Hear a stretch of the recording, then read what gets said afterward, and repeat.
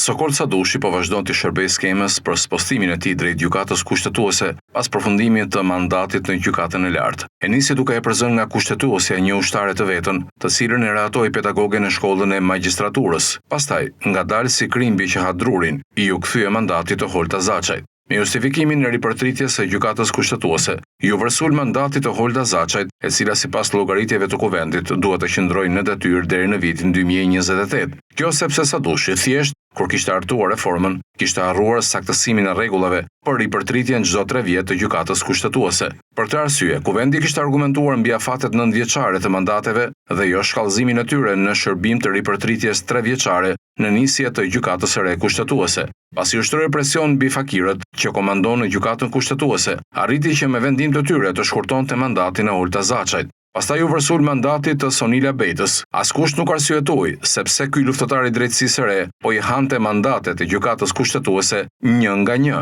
Pse nuk thoshte që në fillim cilat ishin treshet që duheshin ripërtrirë, ose cilat ishin afatet për të gjithë? Pse një nga një si krimbi i drurit? Kota e Betës i takonte Bajram Begajt, kështu që vetëm Begaj mund ta niste procedurën, ndaj krimbi i drurit rrethoi presidencën. Konstatimi i afatit të mandatit sipas mënyrës se si kuvendi kishte llogaritur mandatin e Holta Zaçajt ishte i qartë nëse llogaritej kohëzjatja 9 vjeçare, Sonila Betja si mbaronte mandatin në vitin 2029. Presidenti nuk u ngut, por ju drejtua gjykatës kushtetuese duke i kërkuar asaj që të përcaktonte të gjitha kohëzjatjet. Presidenti i kërkoi gjykatës kushtetuese që të vërente vendimarrjen e vet në rastin e Holta Zaçajt, duke shkruar drejt për drejt në ankimim se një interpretim i ndryshëm në rastin Betja do thoshte që gjykata kushtetuese kishte shkelur kushtetutën kur kishte ndërprerë mandatin e zonjës Zaçaj. Jo rastësisht, kjo kërkesë e Begajt mori mbi 8 muaj që të futej për shqyrtim paraprak. Dhe fakirët në gjykatën kushtetuese pren të gjithë nga një thelë mullaj për të siguruar mullaj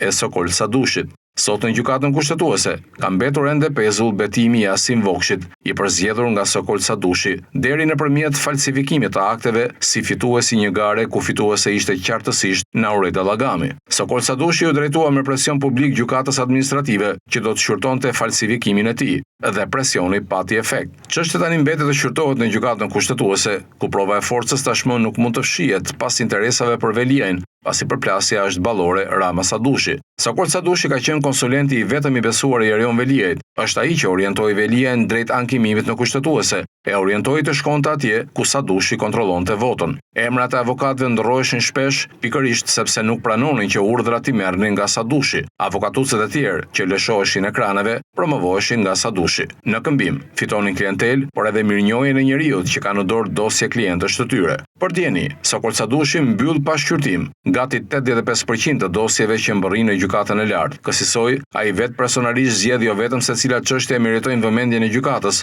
por edhe se cilët avokat bëjnë punë më të mirë. Tek ata duhet kërkuar këshilla juridike kur bëhet fjalë për gjykatën e lartë. Ndryshe, çështja mbyllet për punë të dobët të avokatit. Sot ka një garë mes avokatëve për ta merituar të qenit i denj për Sokol Sadushin. Kjo garë u shfaq edhe në daljet në mbrojtjet e Erion Veliajit. Është e thjeshtë të kuptosh që Sokol Sadushi, nëse arrin të shpëtojë burgut për ndikimet e palishme që po ushtron në gjithë sistemin gjyqësor, do të bëhet antar i gjykatës kushtetuese. Antarët e asaj gjykate po i zgjedh vetë që të përzgjedhet kryetari i gjykatës kushtetuese. Në ditët përpara vendimit për ankimimin e Veliajit, Ramës i thoshin me 10 herë që votimi do të ndahet 4-4. Kështu çështja mbyllej pa vendim dhe Veliaj nuk merrte atë që po kërkonte. Me që për Veliajin u siguruan 5 vota pro, formula 4-4 do t'i mbetet Naureda Llagamit dhe Asim Vokshi do të ngjiste shkallët e gjykatës kushtetuese. I vetmi që për momentin i ka shpëtuar therrjes në mulla për mandatin që ai e beson si 9 vjeçar. Sadushi nuk i thot të gjitha që në fillim.